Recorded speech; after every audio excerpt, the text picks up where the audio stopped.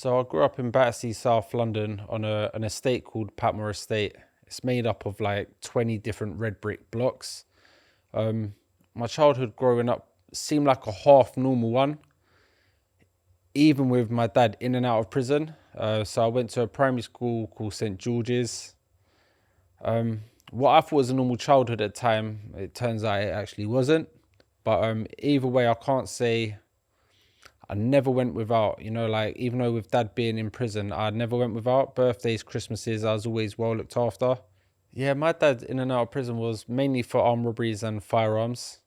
And it just seemed normal because one minute it'd be with us and then 5 years later it'd be back again. But because I was always on prison visits, visiting him like weekly, monthly, and he'd always send me letters home and draw me pictures, it always seemed like he was there. I always looked up to my dad like Superman, and I still do. I love my dad to bits. He's the most funniest man you'd meet.